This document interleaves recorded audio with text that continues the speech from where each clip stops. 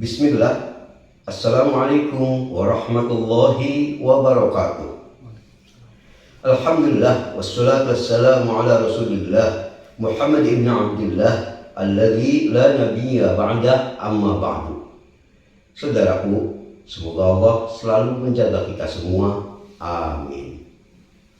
Saudaraku, saya benar-benar terkejut ketika belum lama ini saya menyimak suatu video yang berisikan tentang satu ceramah yang disampaikan oleh salah seorang tokoh kalangan sufi yang di Indonesia sangat legendaris di tahun-tahun belakangan, yaitu yang dikenal dengan Abah Sekumpul, yang nama aslinya dari data yang Anda peroleh yakni Kiai Haji Muhammad Zaini bin Abdul Ghani.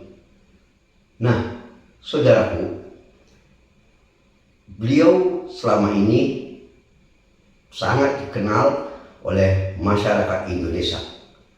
Tetapi, sebagaimana yang kita pahami, setiap orang boleh diterima dan boleh ditolak perkataannya, kecuali Rasulullah Shallallahu Alaihi Wasallam. Maka siapapun yang berkata, jika dirasa ada kekeliruan, penyimpangan, selagi hal itu dilakukan pengingatannya dengan cara yang beradab, berakhlak, ilmiah, dan tidak dengan fitnah, maka hal itu menjadi sesuatu yang baik. Sebagaimana ceramah beliau juga telah tersebar banyak di video, maka Ana pun menanggapinya dalam bentuk video yang Ana beri judul Studi Kritis atas persoalan doa penghancur hantu oleh Abah Sekumpul. Saudaraku, di video itu yang rekamannya insya Allah akan Ana kutipkan sebentar lagi, gabungan dari satu video yang Ana ringkas, yang lengkapnya bisa disimak di banyak video telah tersebar. Di situ Abah Sekumpul menyampaikan maknanya ada doa atau entah istilahnya ruqyah atau zikir yang dibaca agar orang yang mati tidak jadi hantu. Lalu di situ disebutkan zikirnya atau ruqyahnya atau doanya atau apapun istilahnya, yaitu daf dam malai min kulli mati sampai akhir. Seperti yang nanti lengkapnya bisa antum simak di video yang akan Anda tampilkan sebentar lagi insya Allah. Beliau mengatakan bahwa doa ini sangat penting, khususnya lagi jika ini dilakukan oleh orang yang hendak memandikan mayat. Tujuannya agar nanti mayatnya tidak jadi hantu. Ya, sejujurnya Ana cukup kaget, sebab apakah fenomena mayat jadi hantu itu memang sesuatu yang ada dalam akidah kita, diyakini semacam itu? Makanya dalam kajian kali ini nanti ada dua persoalan penting yang hendak Ana soroti. Yang pertama, benarkah keyakinan orang yang telah mati bisa menjadi hantu itu didukung dalam Quran, Sunnah, atau perkataan ulama? Dan yang kedua, apakah benar atau boleh diamalkan apa itu doa atau ruqyah yang bersumber dari Abah Sekumpul itu, yang dia katakan bahwa doa atau ruqyah atau mantra yang jika itu diucapkan katanya, maka ini akan bisa menghancurkan hantu. Yang doa atau mantra atau ruqyahnya nanti bisa disimak di video ini.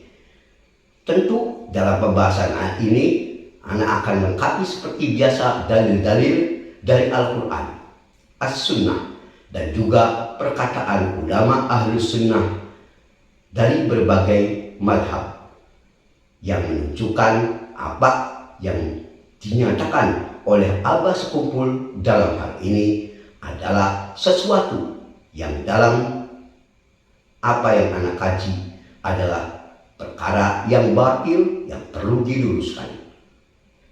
Nah, sebelum kita masuk ke pembahasan inti, anak akan menyampaikan dulu pada antum untuk kesempatan menyimak cuplikan kutipan video Abah Sekumpul ini beberapa saat. Silakan antum simak. Tentu anak tidak bisa menyampaikan kutipan perkataan beliau full.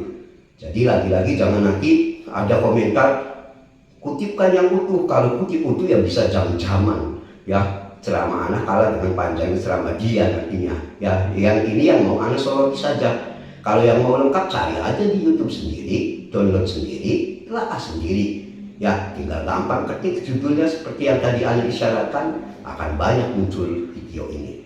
Baiklah, sekarang anak mulai beri kesempatan antum untuk menyimak kutipan petikan video dari Abah Sekumpul ini yang telah anak ringkas. Dapat dulu. Kalau habar mata jadi hantu ya bini-bini. Nah, coba menyadarkan kalanggar situ betaring itu katanya bukan.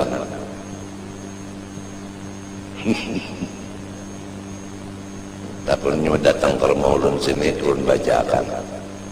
Hancur bacaannya, nah tulislah dab duk dam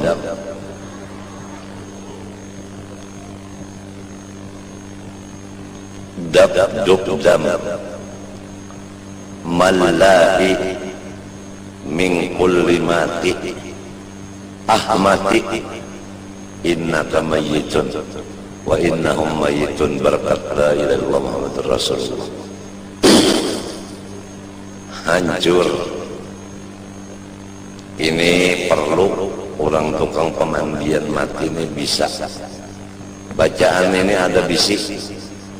Kalau binatang mandi inang mati jadi hantu. Hadangi jari batang telik pak. Hadangi Imam Maghrib. Kada bakukus kuburnya. Ini biasa tuh orang mati jadi hantu tuh mahnya dipatah. Maghrib tuh kuburnya bakukus. Mahnya bakukusnya itu lalu keluar lo baikung kayaknya. Baikung berjalannya kan di tanah, antal tanah. Kenapa? Karena ruhnya kada diterima oleh si bumi. Langit kada menerima juga. Pada baju jalanan. Siapa yang menguyainya didatanginya. Ya hati-hati jangan menguyalah.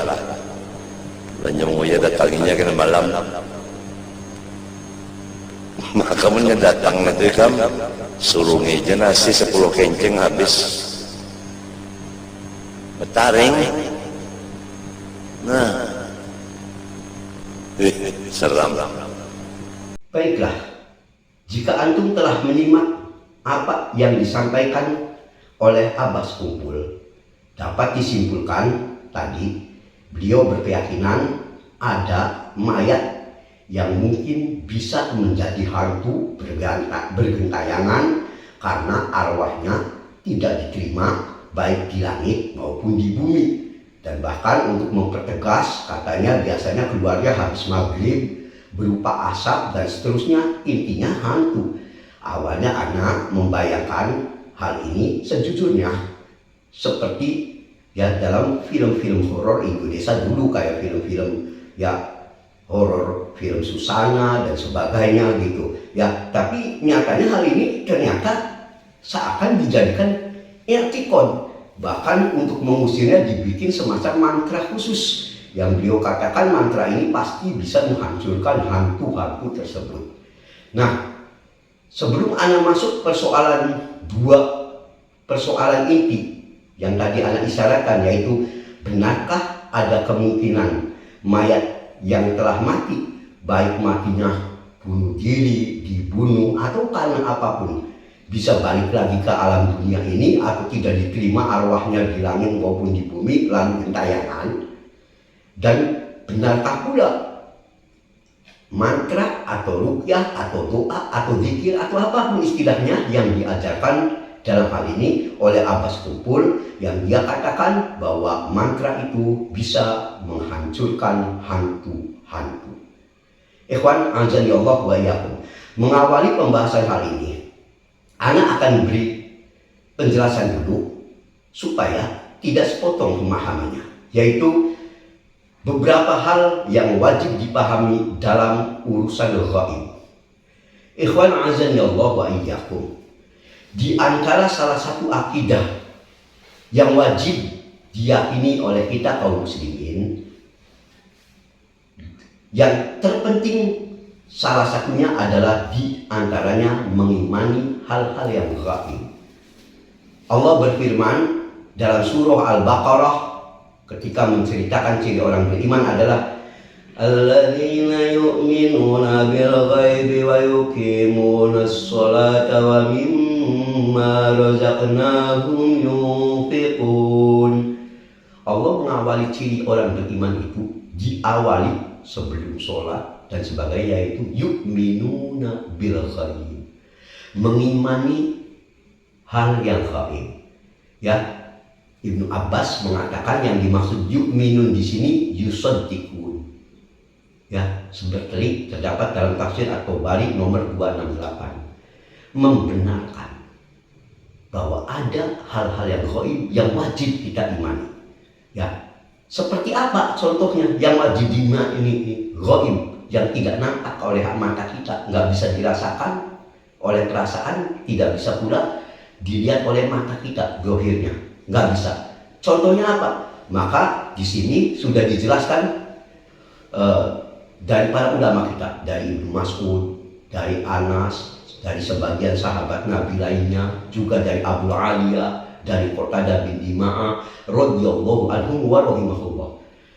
Saat menafsirkan ayat ini, maknanya ghaib itu yu'minuna billah, engkau beriman kepada Allah walaupun kita nggak pernah melihat Allah dengan mata kepala sendiri, kita iman karena ghaib. Ya, lalu wa malaikatih, juga kepada para malaikatnya, sekalipun kita nggak pernah melihat fisik malaikat, kita iman dengan kabar-kabar yang sahih dari Quran maupun hadis yang sahih. Ya, kemudian wa kutubihi wa rusulihi wal yaumil akhir tadi disebutkan. Juga wa jannatihi, surga. Ya, diceritakan dalam Quran surga begini. Ya, kita belum pernah melihat itu, tapi kita iman. Ya, wa narihi, juga neraka.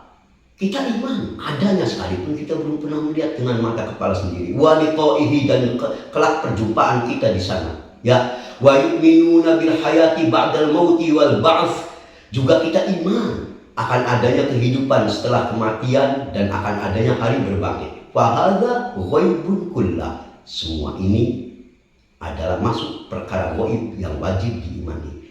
Lihat penjelasan ini dalam tafsir At-Tabari nomor riwayat 273, 275 dan 276. Jika sudah dipahami, ikhwan azani Allah wa iyyakum, tentu masalah jin, setan atau apapun yang disebut tadi, mungkin mau diistilahkan sebelum kita masuk perkara rincinya hantu, pocong, kuntilanak atau apapun, hal-hal ini sudah masuk perkara-perkara gaib, ya, terkait dengan keberadaan jin juga. Ya, makanya jin ini termasuk perkara yang wajib kita beriman adanya. Jin itu ada, gaib bagi kita. Jin bisa melihat kita, tapi kita tidak bisa melihat jin. Makanya jin dimasukkan dalam makhluk gaib. Dalam Al-A'raf ayat 27, Allah Azza wa Jalla berfirman, innahu yarakum huwa wa qabiluhu min haitsu la tarawnahum. Sesungguhnya ia, iblis, jin, setan dan para pengikutnya bisa melihat kamu dari satu tempat yang kamu tidak bisa melihat mereka. Ayat ini jelas menunjukkan bahwa jin, setan, iblis dan sejenisnya bisa melihat kita, tapi kita tidak bisa melihat wujud mereka dalam wujud asli, nggak bisa. Nah, atas dasar itu hukum mengingkari adanya jin, setan ini bisa menyebabkan kafir. Syekh Fauzan rahimahullah mengatakan inkar wujud al-jin kufrun wariddah anil Islam. Ya, ingkar atas keberadaan jin bisa menyebabkan pelakunya kafir, dan kalau sebelumnya dia seorang Islam tapi dia tidak percaya ke jin, dia nggak percaya adanya wujudnya, maka dia riddah anil Islam, dia dianggap murtad dari Islam. Mengapa? Li'annahu ingkarun lama tawatar fil kitab was sunnah minal akhbari an wujudihim. Ya, dikarenakan orang ini berarti telah mengingkari sesuatu yang mutawatir, pasti. Ya, yang terdapat dalam kitab sunnah, ya, yang menunjukkan adanya mereka. Berapa banyak Quran yang menceritakan tentang jin, ya, dan sebagainya. Di hadis tidak terhitung. Maka mengingkari ini sama saja mendustakan Quran dan sunnah. Itu maknanya. Pernyataan Syekh Fauzan ini bisa kita lihat dalam situs beliau di nomor artikel 3952. Saudaraku, a'azani Allah wa iyyakum. Sekarang ya kita masuk pada pembahasan. Apakah hantu itu termasuk makhluk gaib? Ini secara umum tadi kita sudah cerita, jin jelas wajib kita yakin ada jin itu. Malaikat ya wajib ada. Nah, sekarang yang dari pertanyaan ini adalah terkait dengan apa yang diceramahkan Abbas Kumpul. Hantu yang dia klaim ada mayat yang berkemungkinan jadi sosok hantu. Tadi ceramahnya itu sudah simak sendiri. Tegas itu menunjukkan yang telah mati kemungkinan bergentayangan. Sampai dikatakan ngeri dan sebagainya. Nah, yang jadi masalah, hantu itu termasuk makhluk gaib yang wajib diimani atau bagaimana? Ini yang ingin kita jadikan kajian utama dalam kesempatan ini. Ikhwan azani Allah wa iyyakum. Untuk menetapkan keyakinan hantu itu yang telah mati jadi hantu, jadi pocong, kuntilanak, misalkan berubah. Ya, ini tentu urusan ini nggak bisa pakai akal, perasaan, tidak bisa urusan gaib. Tidak boleh seorang siapapun dia, betapapun berilmunya, ngomong perkara gaib tanpa petunjuk dari Allah dan Rasulnya. Bukankah Allah berfirman dalam surah An-Naml ayat 65? Qul la ya'lamu ma fis samawati wal ardil ghaiba illallah. Katakanlah hai Muhammad sallallahu alaihi wasallam, la ya'lam man fis samawati wal ardil ghaib. Tak ada yang tahu ya, baik di langit maupun yang di bumi terkait perkara-perkara gaib illallah, kecuali Allah saja. Tidak ada lagi yang tahu. Bahkan Nabi juga tidak tahu perkara gaib kecuali sebatas yang dikabarkan Allah. Nabi sendiri terkait apa yang akan dia dapatkan besok hari, bagaimana keadaan besok, lusa, dan seterusnya. Ya, celaka, apakah akan ada mara bahaya yang menghantam beliau. Beliau tidak pernah tahu kecuali kalian sebatas yang Allah beritahu saja. Sampai karena perkara gaib ini benar-benar sangat penting menyentuh esensi akidah dan pernyataan, sampai sekelas Nabi kita pun tidak tahu urusan gaib kecuali sebatas yang Allah informasikan. Maka Nabi kita diperintah secara khusus oleh Allah dalam ayatnya yang mulia Al-A'raf ayat 188, yaitu Qul la amliku li nafsi naf'an wa la darran illa ma syaa Allah. Katakan hai Muhammad sallallahu alaihi wasallam, aku tak mampu mendatangkan kemanfaatan ataupun menolak bahaya sekalipun untuk diriku kecuali apa-apa yang Allah kehendaki. Lalu ayatnya belum selesai. Walau kuntu a'lamul ghaiba lastakthartu minal khair wa ma massaniya su'. Dan kalau aku tahu perkara gaib, tentu aku akan berbuat kebajikan sebanyaknya dan aku tidak akan pernah ditimpa kecelakaan, musibah, keburukan, kemudorotan. Ini kalau aku tahu perkara gaib, ya aku nggak akan pernah celaka. Buktinya Nabi berapa kali rahangnya tertombak waktu perang. Ya berapa kali beliau terluka. Kalau beliau tahu nih hari itu jam sekian engkau tak akan celaka, ya Nabi akan menghindari. Di jam segitu jangan keluar misalkan. Tapi karena beliau pun tidak tahu kecuali sebatas yang Allah beritahu, makanya Nabi sampai diperintahkan, kalau aku tahu perkara gaib, aku nggak akan pernah celaka. Tapi aku sendiri nggak tahu perkara gaib itu urusan Allah. Nggak bisa sekelas Nabi tuh, kecuali sebatas tadi yang Allah informasikan. Ya, ini Al-A'raf 188. Makanya ada banyak ayat ketika orang-orang musyrik bahkan ya pengen menguji Nabi dengan hal-hal gaib, sering di-cut oleh Allah dengan itu urusan Allah. Nabi itu nggak tahu kecuali diberitakan hanya yang global atau yang sedikit saja. Contoh Al-A'raf 187. Suatu saat sebelum Anda bacakan ayatnya, orang-orang musyrik datang ke Nabi pengen menguji Nabi, menanyakan tentang spesifik hari kiamat, persoalan hari kiamat. Di mana masalah hari kiamat ini termasuk urusan yang paling rahasia, hanya Allah yang tahu. Nabi pun hanya diberi informasi tentang yang global saja, harinya, tapi nggak dikatakan kapan, jam, waktu, menit, apalagi tidak pernah tahu tahun berapa, nggak tahu. Secara prinsip tentang hari kiamat itu rahasia Allah. Sekelas Nabi pun sallallahu alaihi wasallam tidak tahu persis. Makanya ketika ada orang musyrik menanyakan itu tentang masalah terkait hari kiamat yang merupakan persoalan gaib yang hanya diketahui Allah, Allah turunkan Al-A'raf ayat 187. Kita lihat. Yas'alunaka 'anis sa'ati ayyana mursaha. Mereka orang-orang musyrik bertanya kepada engkau, hai Muhammad sallallahu alaihi wasallam, tentang kiamat, kapan terjadinya? Allah tahu orang musyrik lagi nanya ke Nabi nih, kapan kiamat? Jawab olehmu.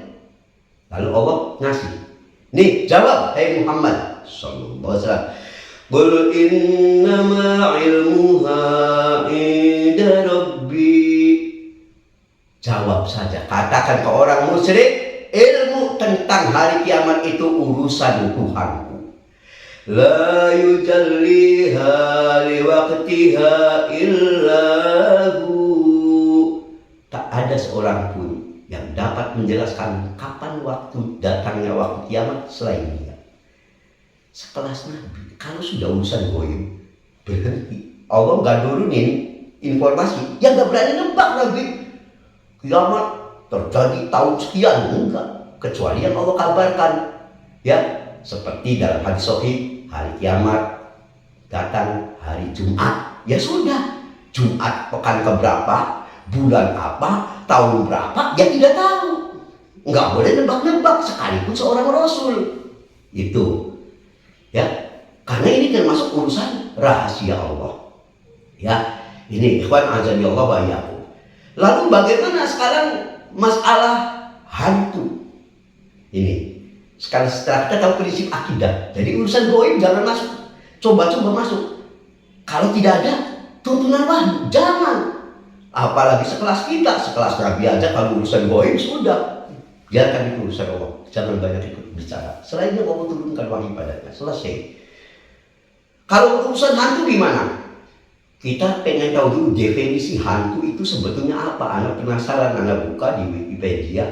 Ya ternyata definisi hantu ini mungkin hampir sama yang dipahami oleh Abbas Kumpul. Di Wikipedia dikatakan hantu atau demit, bahasa Inggrisnya ghost, adalah roh dari orang atau hewan yang telah mati yang menampakkan wujudnya dalam kehidupan. Persis seperti yang diyakini oleh Abbas Kumpul dalam ceramah yang tadi antum simak. Hampir sama. Ya, demikianlah begitu ya. Ini sekarang ikhwan, masalah hantu itu jelas masuk perkara ruh, perkara gaib. Yang ini pun sama seperti hari kiamat, rahasia Allah yang bahkan Nabi pun tidak diberi informasi tentang ruh kecuali sedikit, sangat sedikit. Itu sekelas Nabi kita Shallallahu Alaihi Wasallam. Lihat Al-Isra ayat 85. Wa yas'alunaka 'anir ruh. Mereka orang-orang musyrik bertanya kepada engkau hai Muhammad SAW perihal ruh. Di ayat awal sempat orang musyrik tanya tadi yang goib-goib hari kiamat. Allah katakan urusan Allah. Pernah lagi kelompok orang musyrik datang lagi ke Nabi, nanyanya perkara ruh. Coba, ini kan urusan goib. Makanya Allah turunkan lagi, wa yas'alunaka 'anir ruh. Mereka bertanya pada Muhammad SAW tentang ruh. Lalu apa? Qulir ruhu min amri rabbi. Sama seperti persoalan hari kiamat. Jawab olehku kepada mereka yang bertanya padamu itu tentang ruh. Ruh itu min amri rabbi, termasuk urusan rahasia dari Tuhanku. La bama utitum minal ilmi illa qalila wa ma utitum minal ilm. Dan kamu hai Muhammad SAW, tidak aku beri berita-berita tentang perkara ruh illa qalila, kecuali cuma sedikit. Itu sekelas Nabi. Bab ruh ini perkara besar di urusan Allah. Jangan coba-coba kita masuk urusan ruh kalau kita tidak dapatkan dari kitab, sunnah atau ijma ulama. Jika ini telah dipahami, sekarang justru kita dapati baik dari Al-Quran, As-Sunnah maupun perkataan para ulama bahwa teori ruh orang yang telah mati itu bisa balik ke dunia jadi hantu, pocong, ghost, ya gentayangan lagi. Itu adalah akidah batil, akidah yang sangat membahayakan, merusak akidah. Itu telah didustakan baik dalam Quran, sunnah yang sahih, bahkan perkataan para ulama. Anak akan sebutkan dalil-dalil yang menunjukkan mustahilnya ruh orang yang telah mati bisa kembali ke dunia, apalagi gentayangan, baik yang ruh matinya ini karena balas dendam tadinya dibunuh misalkan. Itu adanya hanya di film-film horor negeri 62 ini sebetulnya, ya bukan dari akidah. Mari kita lihat pertama Surah Al-Mu'minun ayat 99 sampai 100. Allah berfirman, hatta idza jaa ahadahumul maut qala rabbirji'un. Hingga jika datang kematian pada seseorang, nih ya, datang kematian pada seseorang, orang itu pada nyesel, mereka pengen irji'un. Di sini pengen balik lagi ke dunia. Mereka minta berilah waktu agar bisa balik lagi ke dunia. Mengapa pengen balik ke dunia? Ayatnya masih belum selesai. La'alli a'malu salihan fima taraktu. Ya Allah, berikan kesempatan saya balik ke dunia agar saya bisa mengamalkan amal soleh yang dulu saya saat hidup tidak saya lakukan. Ayat ini sisi pendalilan menunjukkan adanya keinginan yang kuat dari orang-orang yang telah mati yang mati baik dalam keadaan kafir atau terlalu banyak dosa, nyesel pengen balik di dunia. Apa jawaban Allah? Di ayat selanjutnya menanggapi keinginan orang yang mati pengen balik ke dunia lagi, mau gentayangan kek, mau apa, Allah jawab, kalla innaha kalimatun huwa qailuha. Sekali-kali tidak. Sesungguhnya itu hanya perkataan angan-angan yang dia ucapkan saja. Cuma pengen harapan dia. Tapi kalla, sekali-kali tidak akan pernah harapan mereka itu Allah kabulkan. Mengapa? Allah pertegas untuk memastikan harapan mereka bisa balik ke dunia ini dengan alasan apapun setelah mati, pengen balik ke alam dunia, mau gentayangan, mau apa, Allah pastikan tidak. Allah sambung dengan wa min waraihim barzakhun ila yaumi yub'atsun.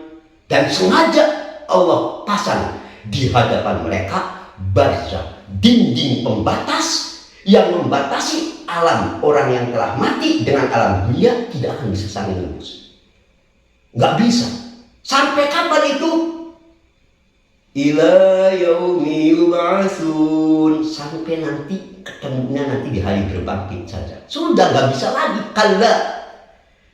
Ibnu Katsir rahimahullah saat menjelaskan ayat tadi, beliau berkata, yukhbir ta'ala al-halil muqtadi 'inda al-mauti minal kafirina awil mufridina fi amrillah ta'ala. Dalam ayat ini Allah menceritakan tentang keadaan orang yang menjelang kematian, baik dari orang kafir maupun orang-orang yang banyak melalaikan perintah Allah. Misal, ya, wakilihim 'inda dzalik wa su'alihimul raj'ah ila dunya liyusliha ma kana afsadahu fi muddati hayati. Di ayat ini diceritakan pula perkataan mereka dan permintaan mereka agar bisa dikembalikan ke dunia untuk memperbaiki apa-apa yang perbuatan mereka yang dulu di dunia rusak, pengen diperbaiki. Kata Ibnu Katsir menghadap ayatnya. Maka walihada qala, karena itulah dalam ayat ini dikatakan Rabbirji'un, kata Ibnu Katsir, ya Tuhanku, kembalikan aku ke dunia, la'alli a'malu shalihan fima tarak. Yang kalau engkau sudi mengembalikan aku kembali ke dunia, aku akan siap memperbaiki amal-amal yang dulu saya tidak pernah rusak. Makna bebasnya begitu. Lalu pada bagian selanjutnya Ibnu Katsir menjelaskan. Kata beliau, kalla innaha kalimatun huwa qailuha. Tapi kata Ibnu Katsir, lalu Allah menyanggah permintaan orang itu dengan redaksi kalla. Kalla itu sekali-kali tidak. Kata Ibnu Katsir, kalla harfu rad'in wa zajrin. Kalla itu huruf yang bermakna penolakan dan bantahan. La nujibuhu ila ma talaba wa la nuqbal minhu. Kami tidak akan pernah ijabai permintaan mereka, tidak pernah kami terima. Makanya kalla, sekali-kali tidak, memastikan harapan orang yang telah mati untuk bisa kembali ke alam dunia. Kalla ini tadi harfu rad'in wa zajri, kalimat sanggahan penolakan. Kata Ibnu Katsir rahimahullah saat menafsirkan ayat ini. Nah, ikhwan azanillah wa iyyakum. Ya. Lalu di antara kesimpulan yang diambil oleh Ibnu Katsir terkait ayat tadi, beliau tutup dengan fadzakara ta'ala annahum yas'aluna raj'ah. Maka dalam ayat ini Allah menceritakan sesungguhnya mereka ini ingin minta dikembalikan ke dunia yang disebut ar-raj'ah. Tapi fala yujadun, permintaan mereka tidak diperkenankan. Ya sampai hari kiamat nggak akan ada ceritanya orang mati balik ke dunia gentayangan jadi arwah, nggak ada. Ya.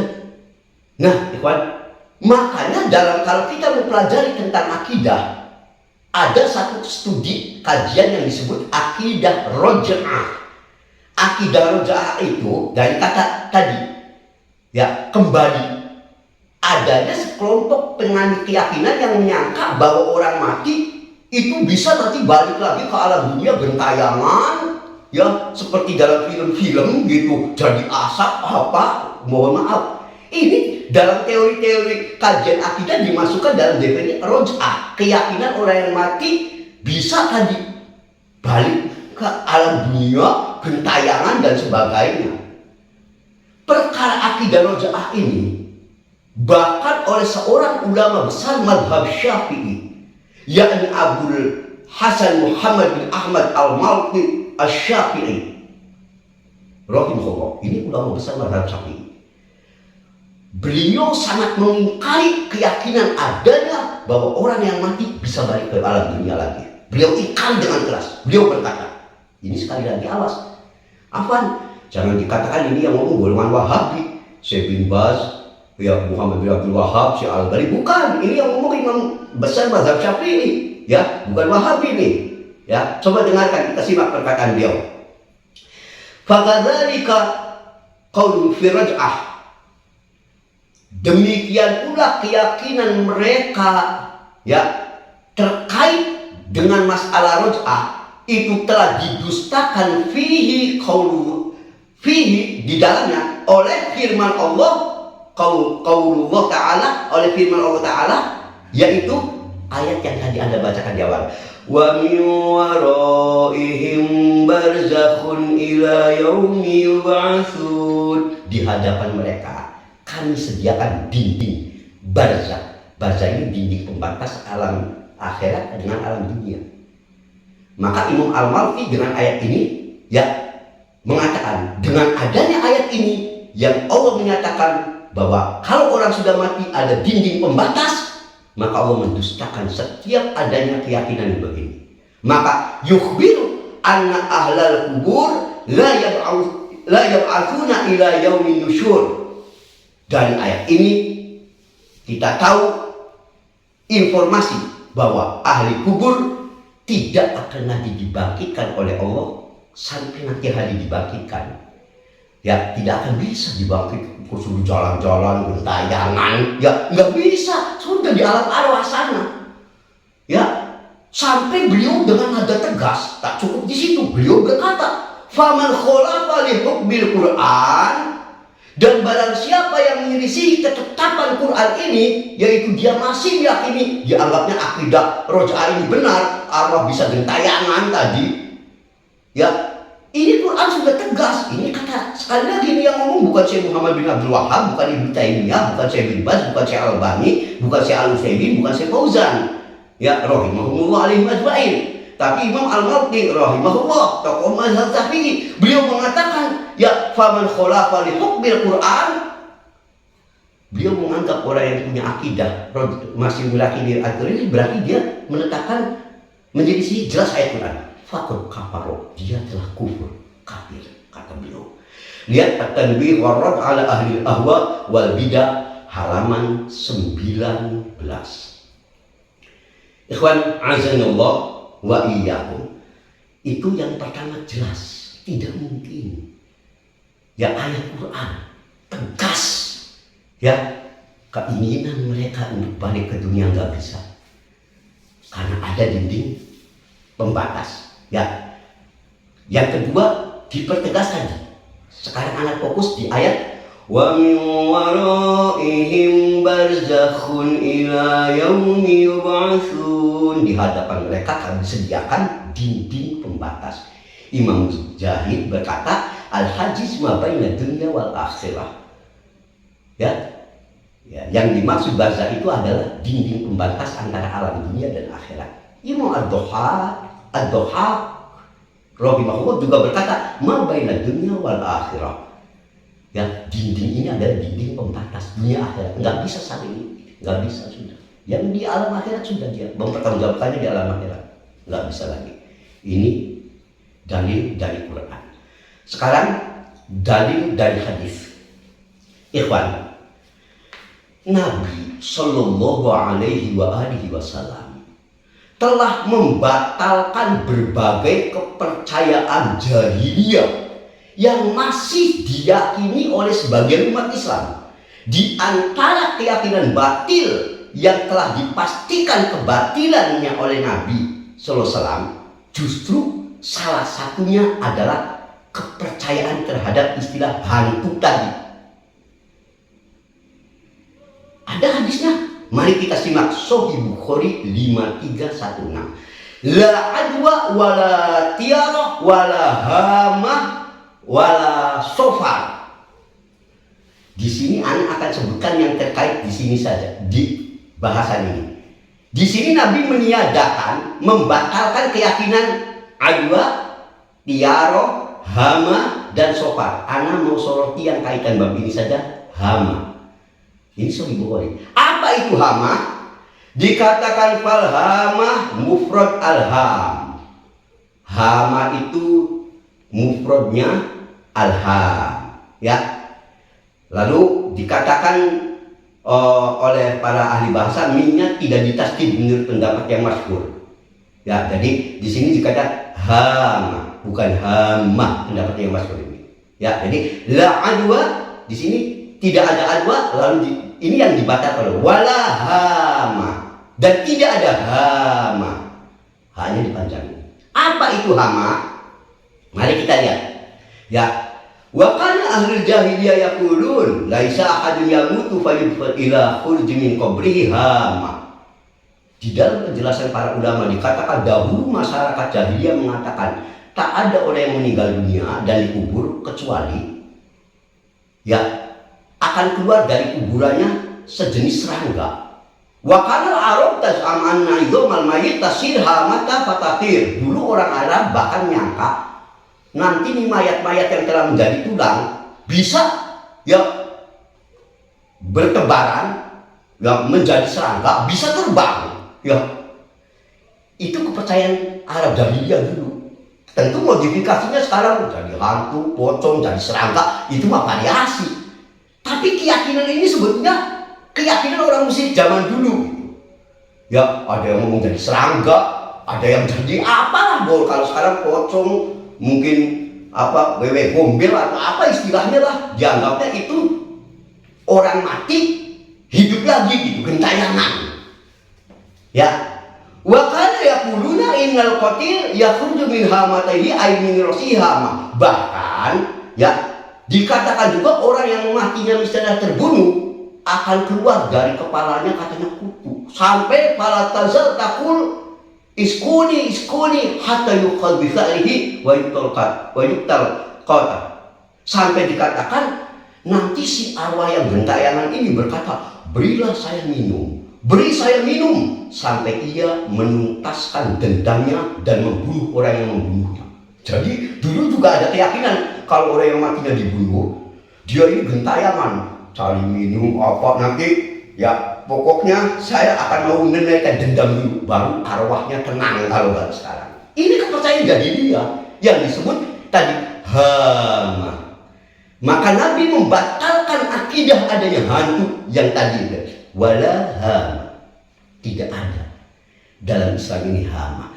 Salah satu pengertian hama itu ini. Ada juga yang mengartikan ya hama ini yaitu pengertiannya burung yang kalau ada orang yang akan mati, si burung ini biasanya disebut burung hantu. Jadi kalau ada suara, berarti nanti penghuni rumah di situ akan ada yang mati. Pengertiannya bisa lebih dari satu. Mau diartikan ini bisa lebih dari satu. Yang jelas semua ini batil dan dinafikan oleh Nabi. La hama. Enggak ada kepercayaan hama. Roh yang mati gentayangan atau burung hantu yang dianggap pokoknya kalau ada suara burung hantu malam hari di rumah si fulan berarti besoknya. Ini juga tidak boleh diyakini. Batil semuanya ini. Enggak benar. Kepercayaan jahiliyah. Ya, bukan jadi etikon. Naudzubillah kalau sampai ini dijadikan etikon. Selanjutnya lebih tak beralasan jika tadi Abbas Kumpul dalam videonya seperti yang antum simak mengatakan arwahnya tidak diterima baik oleh bumi maupun langit. Jadi nanti arwahnya gentayangan. Ini jelas pasti batil. Mengapa? Bukankah dalam akidah kita meyakini ada azab kubur dan nikmat kubur? Lalu apakah yang arwahnya gentayangan tidak akan menerima azab kubur kalau dia orang yang buruk, atau nikmat kubur kalau dia yang baik? Sampai kapan dia boleh gentayangan seenaknya? Lalu bagaimana tentang konsep azab kubur ini? Ini kan pasti keyakinan kita. Ada azab kubur, nikmat kubur. Bagaimana ada azab dan nikmat kubur kalau rohnya pada gentayangan ke mall apa-apa? Allahul musta'an. Bagaimana ini? Oh, gentayangan rohnya tidak diterima langit, tidak diterima bumi. Ini hanya ada, mohon maaf, anak pikir ya sudah kita sampai itu hanya cerita-cerita di film-film horor Indonesia, bukan jadi akidah. Allahul musta'an. Ini selanjutnya apa yang bisa Anda tambahkan sebagai hujah. Jadi pasti tidak benar, nggak mungkin. Sebab kalau begitu ada kubur nikmat kubur bisa tidak berlaku.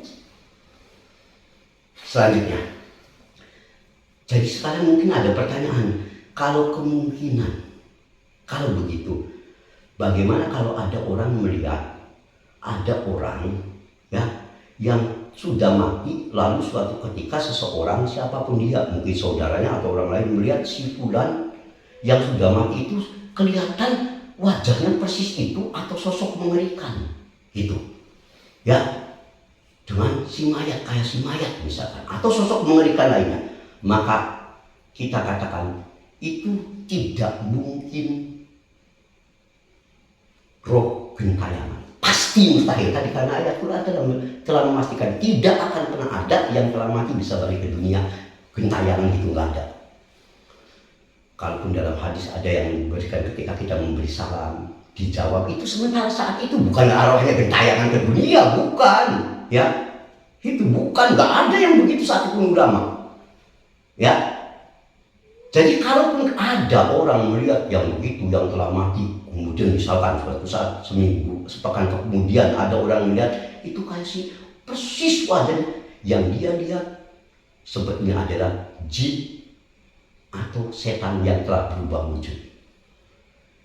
Ya, telah berubah wujud, bisa menyerupai orang yang telah mati itu, atau bisa menyerupai sosok lain yang bisa menakutkan. Karena perlu kita ketahui, ulama dengan sangat yakin mengatakan bahwasanya jin dalam wujud asli mustahil bisa dilihat oleh kita. Mustahil. Mengapa? Tadi Anda sampaikan dalam Al-A'raf ayat 27. Innahu yarakum huwa wa qabiluhu min haitsu la tarawnahum. Sesungguhnya ia, jin, setan, dan para pengikutnya, pokoknya iblis, jin, setan lah, itu melihat kamu dari tempat yang kamu tidak bisa melihatnya. Allah menyatakan kita nggak bisa melihat mereka. Jadi kalau aneh, kalau ada, tapi saya bisa melihat, Anda mendustakan Quran. Nggak mungkin, Quran yang dusta. Jadi, tapi kita benar-benar lihat kita begitu.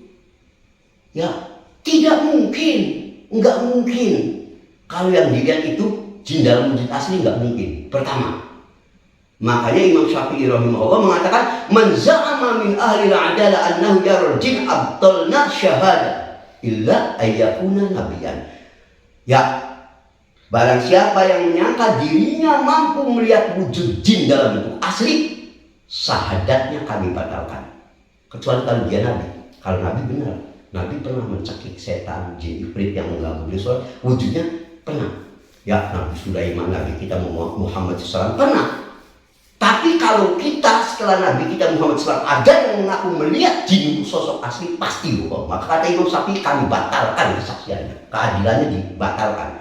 Lihat Tabaqatus Syafi'iyah Al-Kubra juz 2 halaman 130. Dari sini ikhwan, azanallahu wa iyyakum. Jadi kalaupun kita melihat ada sosok yang ngeri, ya, yang menakutkan, itu ya bukan roh yang gentayangan. Tidak mungkin kalau roh itu adalah tadi jin atau setan yang telah berubah wujud. Ya, karena wujud aslinya telah tidak mungkin tadi. Ya, kecuali Nabi yang bisa melihat. Ya, dan Quran, Sunnah, ya, juga perkataan ulama menetapkan memang salah satu kelebihan jin setan itu diberi oleh Allah kemampuan berubah wujud. Umumnya sosok mereka mengerikan.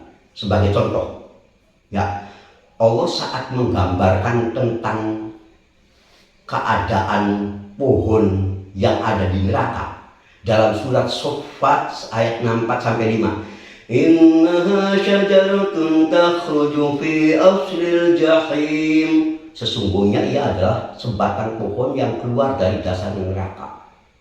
Ya, ini ada pohon di neraka, bentuknya kayak apa? Namanya pohon neraka. Allah gambarkannya juga ngeri apa? Tolongha ka'annahu ru'usus syayatin. Mayangnya seperti kepala setan. Kepala setan gitu. Jadi menggambarkan memang secara umum wajah setan itu buruk. Dan saya yakin nggak ada di antara kita yang pernah membayangkan setan tuh ganteng, ya nggak mungkin. Setiap kita punya bayangan setan, walaupun kita belum pernah lihat sendiri, pasti bayangannya buruk. Ada tanduknya gitu. Ya, jadi kalau ada orang melihat pun semua itu bukan wujud asli, ya. Tapi setan yang telah berubah, dan kebanyakan berubahnya dalam bentuk yang buruk, yang menakutkan. Ditambah lagi dalam Sahih Muslim nomor hadis 2814, ma minkum min ahadin illa wa qad wukila bihi qarinuhu minal jin. Ya, tak ada satupun di antara kalian yang Allah lahirkan ke dunia ini kecuali Allah selalu iringi dia dengan satu jin yang disebut qarin, jin pendamping. Ya, jadi terkadang orang ini yang meninggal, si qarinnya masih hidup, sebab umur jin itu rata-rata relatif lebih panjang dari manusia. Jadi kalaupun ada orang melihat si fulan yang telah mati, wajahnya masih nongol di satu tempat, misalnya di jembatan anu, ini jangan-jangan jin yang tadi disebut qarin, yang tujuannya menyesatkan kita agar lalu kita berbuat musyrik. Ya, misalkan kalau kamu pengen selamat di sini, kita mulai naruh di situ kemenyan, makanan, ya sesaji. Itu tujuannya. Orang menjadi takut kepada jin, setan. Na'udzubillah min dzalik. Ya, ini. Tapi tadi sekali lagi, mustahil ruh orang yang mati. Mustahil. Anda pengen menekankan mustahil orang matinya. Ini semua ulah. Kalaupun ada yang pernah lihat itu adalah jin atau setan yang telah berubah wujud. Ini yang mau tegaskan. Ikhwan, azani Allah wa iyyakum. Selanjutnya kita masuk kepada, kalau begitu, ikhwan, karena ini menyangkut goib, jangan khawatir. Quran dan Sunnah, ya, jauh-jauh hari telah memberikan kepada kita sejumlah arahan, petunjuk bagaimana agar kita dijauhkan dari godaan-godaan setan, jin begini. Ya, anak pernah membahas masalah ini, ya, cara yang bagaimana agar kita sesuai dengan petunjuk Nabi dijauhkan dari gangguan jin yang jahat, setan. Anak pernah bikin di YouTube anak. Silakan antum ketik saja nanti ceramah anak, judulnya di sini ada setan. Yang di situ ada ceramah tentang tempat-tempat yang biasa dihuni jin jahat dan bagaimana cara kita untuk menghindari itu semua secara syar'i dengan dalil-dalil, hadis-hadis sahih, dilengkapi perkataan para ulama. Silakan antum lihat. Kesimpulannya di situ caranya tentu anak ringkas dulu karena ada kaitan dengan materi ini.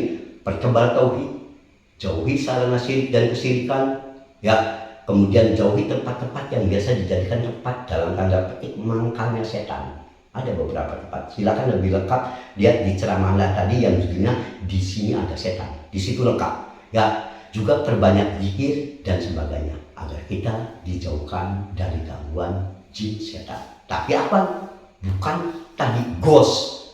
Ya, ghost di sini dalam artian hantu dedemit orang mati bangkit lagi, nggak ada. Gitu. Apalagi mereka akan nakut-nakuti kita, bohong. Ya, nggak ada. Ya, itu kayak apa, semacam kayak dongeng anak kecil nantinya jatuhnya. Nggak ada, keyakinan gitu dibatalkan, ya. Nah, termasuk ikhwan, ini yang paling penting sebab nanti ini tema kedua yang justru ini jadi bahasan terpenting dalam kajian itu. Kajian ini yaitu apa? Tadi Abbas kumpul menyampaikan, entah disebut mantra, ruqyah, doa, zikir, apapun yang yang nanti akan Anda sampaikan. Anda pengen sampaikan dulu. Sesungguhnya dari awal Al-Quran, As-Sunnah penuh memberi kepada kita bagaimana cara doa, wirid, ruqyah yang sahih dan terjamin dari penyimpangan tauhid, terjamin dari bid'ah. Allah sudah memberikan informasi kepada kita agar kita dijauhkan dari hal-hal semacam ini. Tapi apa, sekali lagi bukan cerita di demit ini. Ya, mari kita lihat salah satunya dalam surah Fussilat ayat 36. Anak harus sampaikan ini karena nanti ini ada kaitan dengan tadi mantra yang diberikan oleh Abbas Kumpul tadi. Ya, nanti kita cek apakah ini sejalan dengan Quran, Sunnah dan perkataan ulama. Kita lihat Allah berfirman, wa imma yanzaghannaka minasyaitani nazghun fasta'iz billahi innahu huwas sami'ul alim. Jika setan mengganggumu dengan satu godaan, apa yang Allah perintahkan? Fasta'iz billah, isti'adzah, baca ta'awudz, bukan baca daf-dif-duf, bukan baca ala-kadabra, bukan, suruh berlindung kepada Allah. Bukan daf-dif-duf ini, itu ala-kadabra atau apalah, apa itu?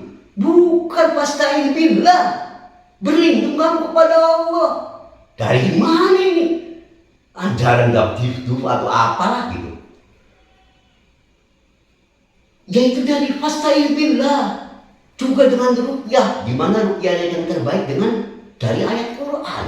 Sebab Quran itu obat bagi kita. Allah berfirman, wa nunazzilu minal Qur'ani ma huwa syifaa'un wa rahmatul lil mu'minin. Kami turunkan Quran itu menjadi obat dan rahmat bagi orang beriman. Jadi di sini Quran itu Allah katakan syifa wa rahmah lil mu'minin, obat dan rahmat bagi orang beriman. Obat apa? Obat penyakit lahir, batin, atau keduanya?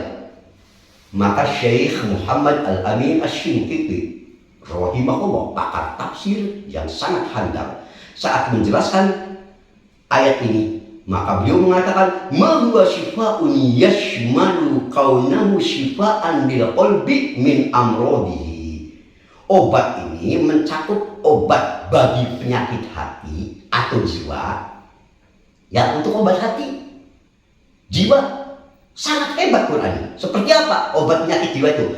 Kasyak wan nifaq wa ghairi dzalik. Seperti penyakit sering ragu, munafik, ya kesesatan, pokoknya yang begini ya. Dengan Quran kita akan dapat petunjuk, selamat dari kenifakan dan sebagainya. Wa syifa wa rahmah.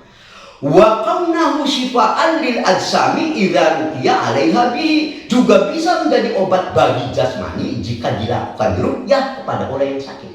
Syifa juga umum, mencakup umum, ya.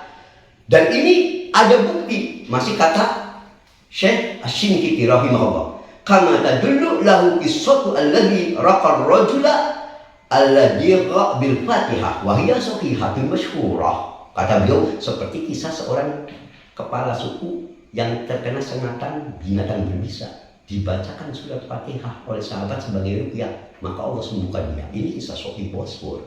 Lihat tafsir Adwaul Bayan juz 3 halaman 181.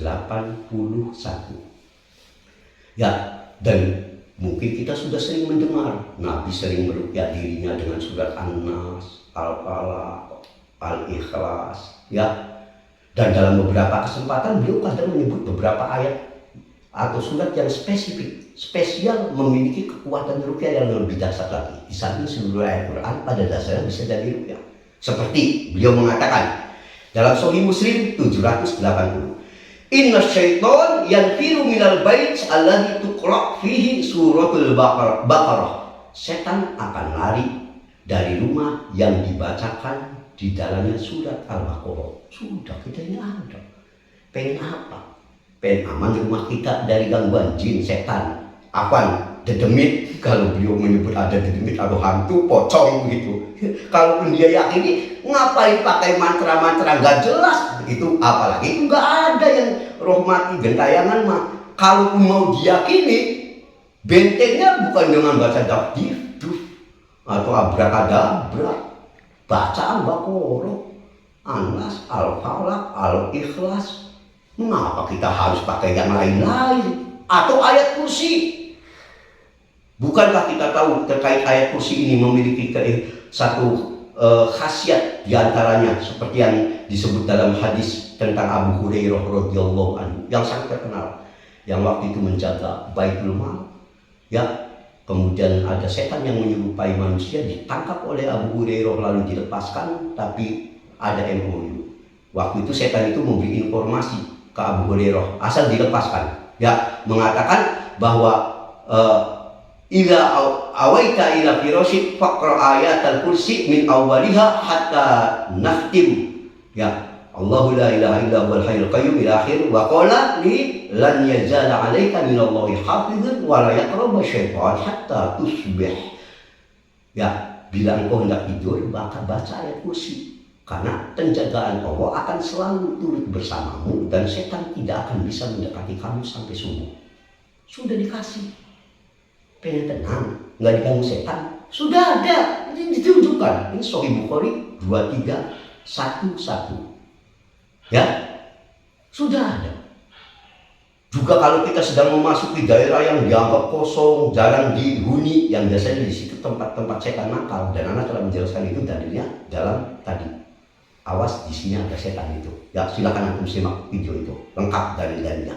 Ya. Nabi juga sudah menyampaikan kalau kita ini sedang bepergian ke tempat yang, ya, sunyi, yang biasanya tempat-tempat setan suka menetap. Beliau mengatakan, man nazala manzilan tsumma qala, barang siapa yang singgah di suatu tempat yang sepi yang begitu, lalu ia berdoa, a'udzu bikalimatillahi tammah min syarri ma khalaq, aku berlindung dengan kalimat Allah yang sempurna dan dari kejahatan para makhluknya, maka lam yadurruhu syai'un hatta yartahila min manzilihi dzalik, maka tak akan ada sama sekali mudarat yang membahayakan orang ini sampai ia pindah dari tempat tersebut. Insyaallah aman. Bacanya apa? A'udzu bikalimatillahi tammah min syarri ma khalaq, aku berlindung kepada kalimat Allah yang sempurna. Bukan dakditudum, bukan abrakadabra, bukan, ya, bukan. Cukup kita ini dengan ini, kurang seberapa lagi. Ya, ngapain pakai yang lain? Ya, juga banyak hadis ini, kalau mau kita lengkap silakan sekali lagi bisa di situ. Ya, seperti kalau kita mau masuk rumah, ya, idza dakhala rajul baitahu fa dzakara inda dhuhurihi wa inda tu'amihi qala syaitan la mabit lakum wa la asya. Ya, intinya gini, kalau kita mau masuk rumah, ya, lalu kita ini masuk ke rumah ini, ya, kemudian kita ini menyebut nama Allah, bismillah. Kalau mau masuk rumah kita bismillah. Setan pun nggak bisa ikut menyertai orang ini masuk ke dalam, nggak bisa intinya. Ya, baca bismillah, sudah ditunjukkan supaya aman. Ya, Sahih Muslim 2018. Nah, ikhwan, tentu saja doa dari Quran, ya, ayat-ayat, doa dari Nabi berjibun. Lihat di dalam kitab Al-Adhkar dari Imam Nawawi, Riyadhus Shalihin, kitab-kitab khusus zikir, tak terhitung yang sahih yang bisa kita amalkan. Bagaimana lalu setelah kita itu berpaling dengan mohon maaf, apa yang disebut oleh Abbas Kumpul mantra dusta atau apa tadi itu? Ya, mohon maaf, kalau boleh anak sindir dengan ayat Quran surat Al-Baqarah ayat 61. Atastabdiluna alladhi huwa adna billadhi huwa khair. Apakah kamu mau mengambil yang rendah sebagai pengganti yang lebih baik? Ya. Atastabdiluna alladhi huwa adna billadhi huwa khair. Yang lebih baik Quran sudah tunjukkan, ayat-ayat yang pengaman kita benteng ini sudah. Ya, hadis ratusan zikir-zikir yang sahih banyak. Ngapain kita pakai yang bikinan-bikinan begini, apalagi yang nggak jelas? Ya, doa apa ini? Bahasa Jawa bukan, Arab bukan, Inggris bukan. Allahul musta'an. Ikhwan, makanya ikhwan, ya, sekarang ini yang masuk pembahasan langsung pada ruqyah, jampi mantra. Kalau bahasa bebasnya begitu. Hati-hati masalah ini, jangan dianggap sepele. Masalah ruqyah bisa berdampak salah, bisa kemusyrikan. Karena itu dalam hadis riwayat Abu Dawud 3883, Ibnu Majah 3530, kata Syekh Al-Albani rahimahullah dalam Sahih Abu Dawud 3883 sahih, innar ruqa wat tamaim wat tiwala syirkun. Sesungguhnya ar-ruqa, mantra-mantra, jampi-jampi, ya, wat tamaim, jimat-jimat, wat tiwala, pelet, semacam begitu. Ya, ini adalah syirik. Ya, ini harus hati-hati. Nabi memberi rambu-rambu awal, awas. Ya, walau begitu, apakah semua ruqyah itu syirik? Ya, tentu tidak. Ada ruqyah yang benar, yang disebut ruqyah syar'i. Sebagai contoh, di samping tadi yang Anda bahkan ayat-ayat Quran, An-Nas, Al-Falaq, Al-Ikhlas, ayat Kursi, Al-Baqarah, itu bisa sebagai ruqyah syar'i. Doa Nabi a'udzu bikalimatillah min syarri ma khalaq, banyak banget, itu ruqyah syar'i. Ya, tidak semua ruqyah itu syirik. Ya, makanya ada kasus menarik. Auf bin Malik al-Asja'i radhiyallahu anhu mengisahkan, kunna narqi fil jahiliyah. Kami ini dulu saat jahiliyah biasa menjampi, main-main jampi lah, menggunakan metode jampi. Maka setelah masuk Islam, ya, Auf bin Malik al-Asja'i ini mengisahkan, kami bertanya, ya Rasulullah, kaifa tara fi dzalik, apa pendapat engkau terkait ruqyah jampi-jampi yang dulu biasa kami lakukan? Apa jawaban Nabi? I'ridu alayya raqakum, coba baca, bunyikan ruqyah kamu. Bacaannya lengkap kayak apa? La ba'sa birruqa ma lam takun syirkan. Sesungguhnya jampi jika di dalamnya tidak mengandung syirik boleh, kata Nabi. Asal tidak mengandung kesyirikan, tentu di dalamnya kebid'ahan dan penyimpangan lainnya. Syirik disebut karena ini yang paling utama, yang paling bahaya. Ya, tidak apa-apa, silakan, tapi bacakan, ayo, bunyinya kayak apa yang jelas. Ya, ini Sahih Muslim nomor hadis 2200. Ya, silakan. Ya, makanya Nabi pernah diruqyah malaikat Jibril alaihi salatu wassalam saat beliau terkena sihir. Nabi pun seringkali meruqyah orang. Ya, sahabat Nabi pernah meruqyah. Ya, selagi ruqyah itu ruqyah yang tidak melanggar syariat. Atas dasar itulah, ruqyah atau jampi, ya, dibolehkan, tapi harus memenuhi 3 syarat. Ini disampaikan oleh seorang ulama besar mazhab Syafi'i. Anda ingatkan lagi, kalau yang nanti Anda kutipkan ucapan Syekh Muhammad bin Abdul Wahab, takutnya ini golongan Wahabi, pasti nggak cocok. Ibnu Taimiyah, Syekh bin Baz, Syekh Al-Albani. Nah, makanya Anda kutipkan udah ucapan ini. Ibnu Hajar Al-Asqalani Asy-Syafi'i, penyusun kitab Fathul Bari dan ahli hadis, kitab-kitab rijalul hadis yang disusun beliau sangat banyak, Lisanul Mizan dan sebagainya. Ya, beliau pernah berkata terkait ini begini, dengarkan.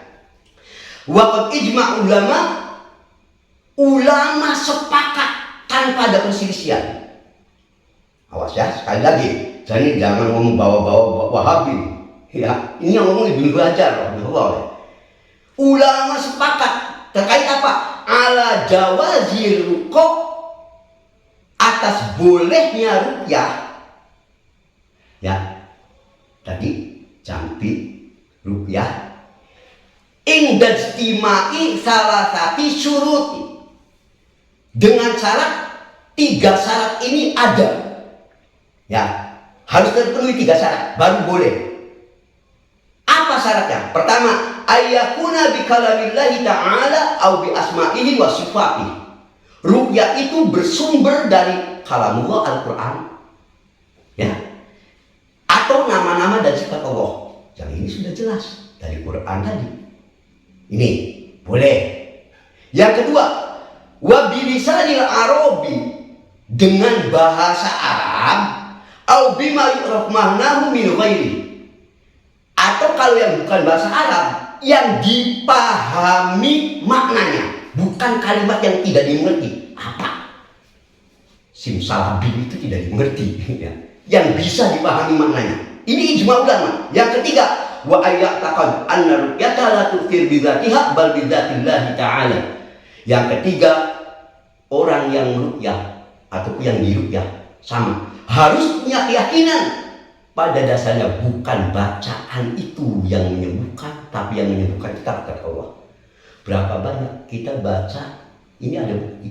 Kita baca ruqyah ke si fulan kita bacakan ayatnya sama, suratnya sama, si fulan nggak sembuh. Pas kita bacakan ke si fulan, dia sembuh. Berarti ini kan tetap ujungnya berpulang kepada Allah. Makanya para ulama mengatakan wa ayyataqad anna ruqyata la tukfir bi dzatiha. Juga harus punya keyakinan ya bahwa bukan bacaan itu yang menyembuhkan. Tetap pada ujungnya adalah Allah Azza wa Jalla. Ini ijma ulama. Lihat perkataan Ibnu Hajar ini dalam Fathul Bari juz 10 halaman 195. Jika syarat-syarat ini terpenuhi, maka 4 imam madhab pun mengatakan boleh penggunaan ruqyah. Tapi terpenuhi syarat tadi ya. Sekali lagi, dengan Al-Quran, nama-nama Allah atau sifat-sifatnya, atau dengan bahasa Arab yang diketahui maknanya, paham maknanya, bukan bahasa Arab yang enggak jelas ya.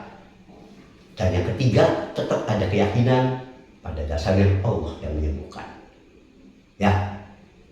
Ini ruqyah yang begini jika terpenuhi dibolehkan, dan ini ulama sepakat dari 4 mazhab. Ini pendapat dari mazhab Hanafi, bisa lihat dalam kitab Hasyiah Ibnu Abidin juz 6 halaman 57. Juga pendapat dari mazhab Maliki, lihat dalam Al-Fawaqih Ad-Diwan juz 2 halaman 340. Juga mazhab Syafi'i, bisa dilihat dalam Al-Majmu juz 9 halaman 64. Dan juga mazhab Hambali bisa dilihat dalam Al-Iqna juz 4 halaman 308. Jika kita sekarang sudah paham tentang sekilas ruqyah tadi, yuk sekarang bagian akhir dan bagian paling penting, menguji apakah ruqyah atau mantra atau apapun istilahnya yang tadi disampaikan oleh Abbas Kumpul, yang ia katakan kalau ini dibacakan maka hantu bisa hangus katanya ya, dibenarkan memenuhi persyaratan yang dikategorikan ulama 3 syarat atau tidak. Yuk kita uji berdasarkan ijma ini, awas, bukan berdasarkan Wahabi ya, awas, jangan salah, ijma ulama ya. Apa ini di luar persoalan tadi, yang hantunya aja keyakinan dirinya batil masalahnya ya. Jadi ruqyah nggak ada, ngapain ini? Kalau pokoknya salah, cabangnya ya kacau akhirnya. Tapi anggap saja lah ini anggap aja hantunya bener aja lah, atau gimana? Misalnya sampai bingung, pokoknya salah, udah pokoknya salah, ngajarin lagi apa yang Sio sebut mantra penghangus penghancur hantu. Mantranya yuk kita uji. Tadi kan syaratnya kata ulama ijma harus memenuhi 3 syarat. Sekarang apa mantra yang beliau sampaikan? Yang tadi antum simak, bunyinya begini: dak duf dam malai min kulli mati ahmati. Ini bahasa apa? Yang pasti bukan Inggris, bukan bahasa Arab ya, bahasa Indonesia juga enggak, bukan Jawa juga bukan. Dam itu apa? Malai min kulli mati ahmati. Jujur anak, ini bahasa apa ya? Bingung anak nyarinya nih. Kan bukankah tadi disyaratkan bahwasanya syaratnya dengan bahasa Arab yang dipahami, maknanya dimengerti. Rabb ya Tuhanku, jelas maknanya, bukan dak duf atau misalnya gajah putih, gajah merah. Apa hubungannya? Nggak nyambung ini, jangan sebut bagolok. Harus dimengerti, sebab ini ruqyah jangan main-main. Bisa membawa kita pada kesyirikan. Makanya Imam Qurtubi rahimahullah mengatakan makana yati bihi fil jahiliyah mimma la yaqal ma'nahu fayajib ijtinabi.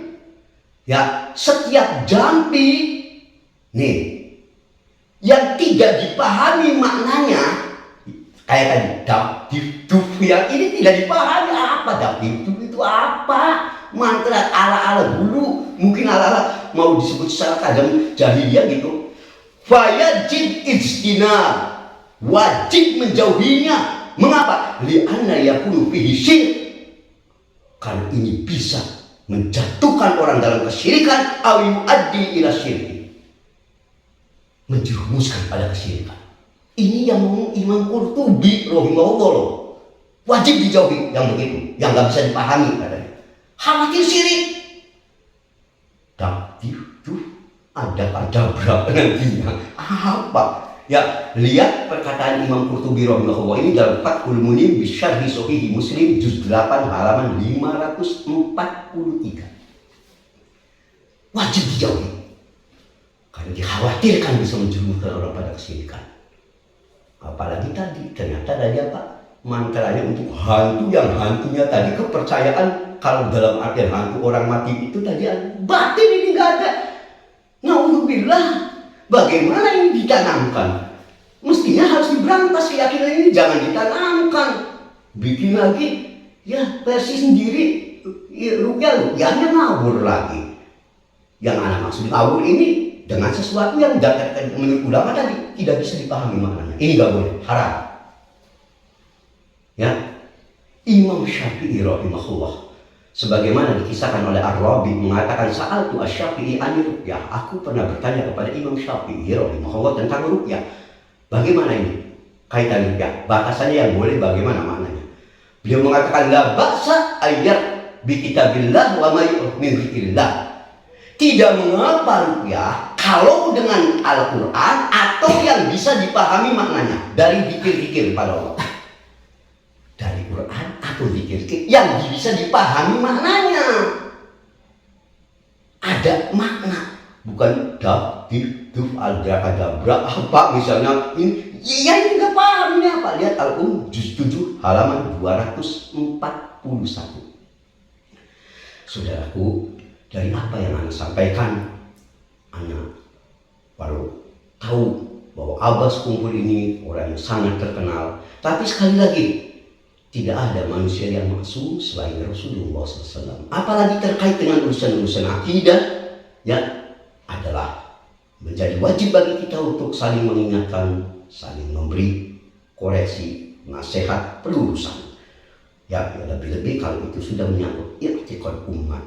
Ya, maka sekali lagi Ana menyampaikan ini lewat video karena ceramah beliau pun telah tersebar di medsos. Ya, makanya Ana memberikan pengarahan ini ya, dengan harapan ini pun bisa dipahami. Sekali lagi ya, kita menyampaikan ini dalam rangka ilmiah, tidak ada unsur untuk menjatuhkan kehormatan seseorang, tapi semata-mata tausiah bisober, tausiah bil haq, tausiah bisober.